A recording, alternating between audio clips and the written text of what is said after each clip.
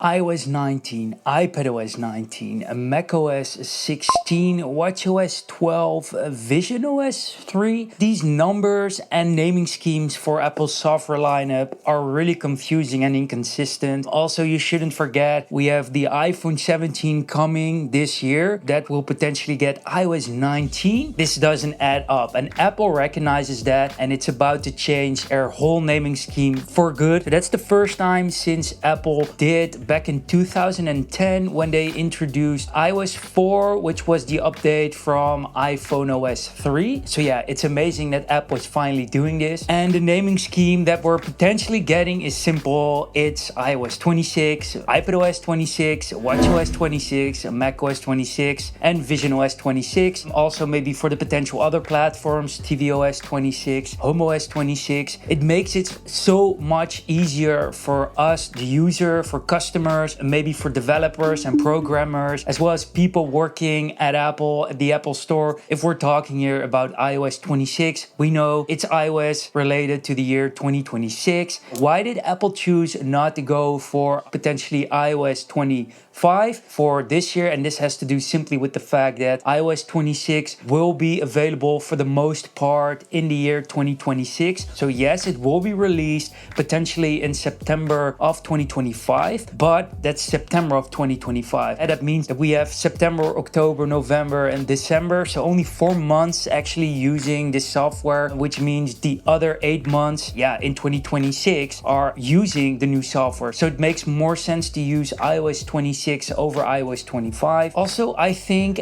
Apple decides to go with this new naming for their whole software lineup because there's going to be one uniform glossy design. This is something I've been talking about in my previous videos as well. But yeah, Apple is going towards this more 3D lifted glossy design in iOS 26, macOS 26, you know the drill. So it makes sense to right now make that transition to go to one uniform naming scheme because we potentially will see also the design language being spread out across all these different software platforms. Also, Apple has borrowed this from the car industry where it's normal to name a new car model with the year that has been introduced. It makes it more easy for the customer, for the user. Yeah, that's a good reason for Apple to do this well. So people can just understand from which year the software is coming or when it was introduced. Also, funny little fact is, I don't know what it is, but Apple really tries to avoid the number 9 in some way because we didn't have an iPhone 9, and now they also try to potentially avoid iOS 19, iPadOS 19. It's just a thing that I noticed. So yeah, what are your thoughts about Apple going to this potentially new uniform naming scheme across all their software platforms? I'd love to hear your thoughts in the comments. Stay tuned for everything around the new software updates. I'm going to WWDC and I'm going to share everything